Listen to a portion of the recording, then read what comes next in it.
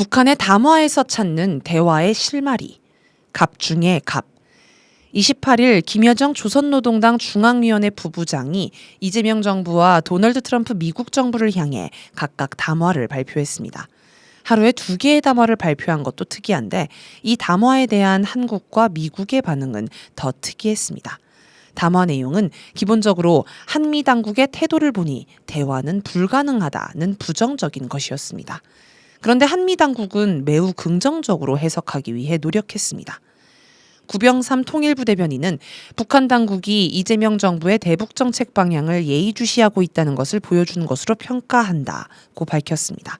그러면서 특별히 적대적이거나 조롱하는 표현은 없었다라며 긍정적으로 평가했습니다. 강유정 대통령실 대변인은 이재명 대통령이 이날 정동영 통일부 장관에게 임명장을 수여한 뒤 김 부부장 담화에 대한 의견을 물으며 평화적 분위기 안에서 남북한 신뢰 회복이 중요하다고 당부했다라고 했습니다.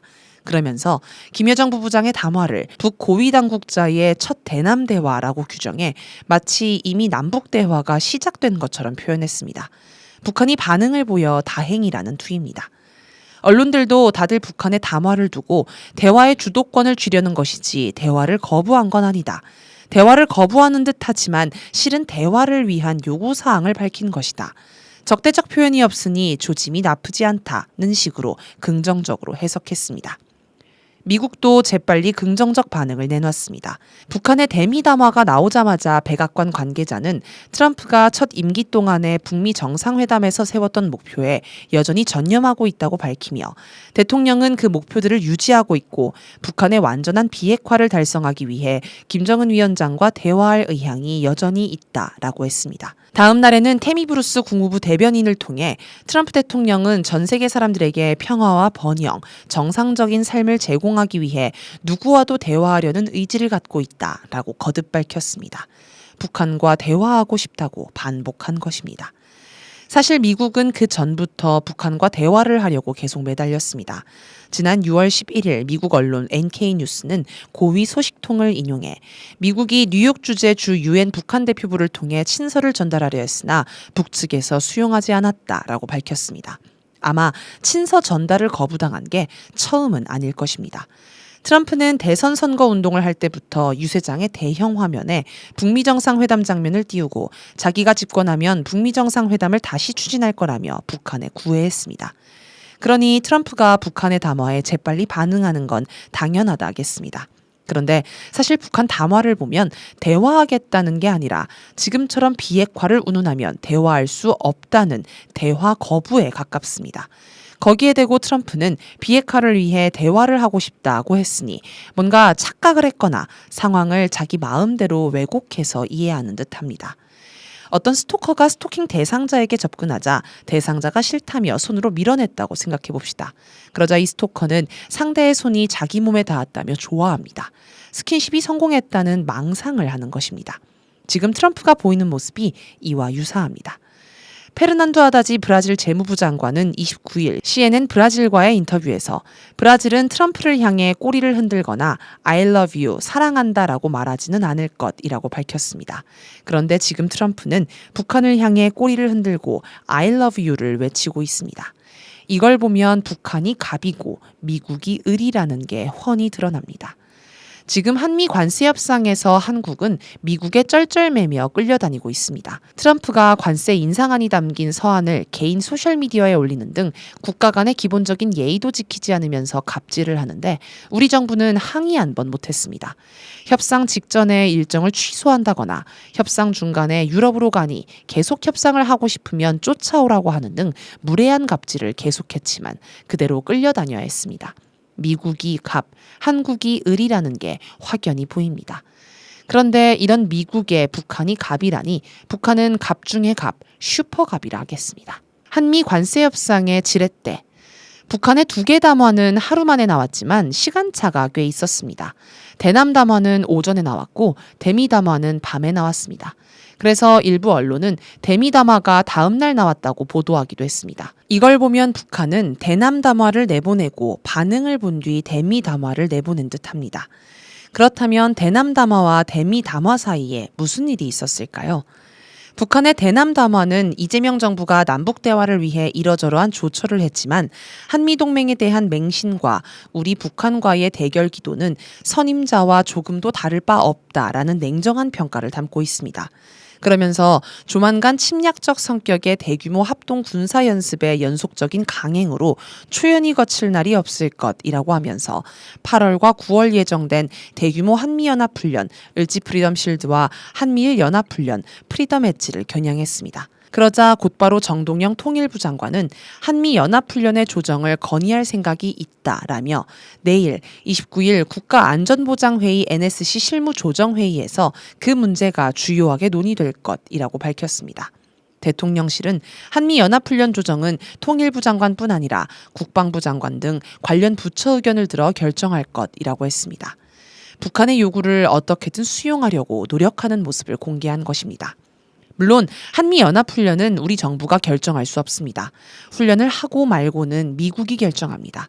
따라서 대통령실이나 통일부 장관의 발언은 미국에 적극적으로 건의하겠다는 의미로 해석할 수 있습니다. 이런 우리 정부의 움직임을 보고 북한이 밤에 대미 담화를 발표한 것으로 보입니다. 미국의 한미연합훈련 조정 건의를 수용하라고 압박하는 것입니다. 이런 일련의 과정을 보면 이재명 정부가 한미 관세 협상에서 북한 문제를 지렛대로 쓸 수 있겠다는 생각이 듭니다. 예를 들어 바이든 윤석열 시기 북미 관계는 최악이었다. 트럼프 문재인 시기가 그나마 나았다. 그러니 트럼프 이재명도 잘할 수 있지 않겠나. 한국이 중재하면 북미 관계에 돌파구가 열린다. 그러니 관세, 주한미군 지원금, 방위비 분담금 문제로 너무 압박하지 말라고 요구할 수 있습니다. 그런데 지금 상태로는 이재명 정부가 북미 대화를 중재할 수 없습니다. 북한의 담화를 보면 서울에서 어떤 정책이 수립되고 어떤 제안이 나오든 흥미가 없으며 한국과 마주 앉을 일도 논의할 문제도 없다는 공식 입장을 다시금 명백히 밝힌다라고 못을 박았습니다. 다만 담화에서 눈여겨볼 부분이 하나 있습니다. 해체되어야 할 통일부의 정상화를 시대적 과제로 내세운 것을 보아도 확실히 흡수통일이라는 망령에 정신적으로 포로된 한국 정객의 본색은 절대로 달라질 수 없다라고 하는 부분입니다. 이건 한국에서 말하는 통일은 곧 흡수통일이기 때문에 아예 통일을 꺼내지도 말라는 뜻입니다. 아무래도 남북 대화를 하려면 이 문제부터 해결해야 할 듯합니다. 한미연합훈련 중단은 이재명 정부가 결정할 수 있는 게 아니라 미국이 결정하는 문제니 한국은 한국 정부가 단독으로 할 수 있는 일을 해야 남북 대화의 가능성이 열리지 않을까 싶습니다. 따라서 이재명 정부는 흡수 통일을 하지 않겠다는 말에 그치지 말고 실제 행동으로 그 의지를 보여야 합니다. 3가지 전제 조건. 첫째, 당면한 공안 탄압을 중지해야 합니다. 이재명 정부가 공안 탄압을 한다? 언론에 많이 나오지는 않지만 이재명 정부 들어서서 국가보안법을 동원한 탄압이 줄을 잇고 있습니다. 6월 26일 서울경찰청 안보수사과가 소녀상을 지키는 단체인 반일행동 대표 체포, 압수수색. 7월 1일 경북경찰청과 서울경찰청이 자주시보 전 현직 기자 3명 체포. 7월 17일 서울경찰청 안보수사과가 민중민주당 전 대표와 중앙당사 압수수색. 7월 24일 경기 북부경찰청이 자주시보 기자 1명의 추가로 소환장 발부. 7월 28일 대전지방경찰청 안보수사과가 사람일보 사무실 압수수색, 7월 29일 인천 안보수사과가 권말선 시인을 체포 등의 일이 있었습니다. 모두 국가보안법 위반 혐의입니다. 국가보안법은 북한을 적으로 규정하고 통일을 가로막는 악법입니다. 이런 악법을 이용해 평화통일을 주장하는 정당, 단체, 언론사를 탄압하는 건 전형적인 반통일 행위입니다. 통일운동 세력을 탄압하면서 남북대화를 하자고 하면 진정성이 없다고 보일 것입니다. 내란 잔재 세력이 암약하며 국가보안법 사건을 자꾸 만들어 이재명 정부 대북 정책의 발목을 잡고 남북이 대결하도록 공작을 하는 것입니다. 이걸 통해 이재명 정부가 망하기를 바라는 것이지요. 공안경찰의 이런 움직임은 행정안전부가 충분히 통제할 수 있습니다. 둘째, 국가보안법을 폐지해야 합니다. 정동영은 28일 기자들에게 앞으로는 통일부에 신고만 하면 북한 주민을 자유롭게 무제한 접촉할 수 있도록 민간의 대북 접촉을 전면 허용하겠다라고 했습니다. 사실상 허가제로 운영되던 남북 민간 접촉을 실질적인 신고제로 운영하겠다는 겁니다. 그러나 이런 조처도 국가보안법이 있는 한 소용이 없습니다. 정부만 믿고 남북 민간 접촉을 했는데 정권이 바뀌면 북한 공작원을 만났다며 국가보안법으로 처벌하는 사례가 그간 너무 많았기 때문입니다. 통일부가 허가하고 공안기관이 잡아들이는 황당한 상황을 끝내려면 국가보안법을 폐지해야 합니다. 국가보안법은 유엔에도 가입한 북한을 국가로 인정하지 않고 반국가 단체로 규정합니다. 국가보안법은 흡수통일을 추구하는 대표적인 반통일 악법입니다. 이런 법을 놔두고 무슨 남북교류를 하고 민간 접촉을 할 수 있겠습니까?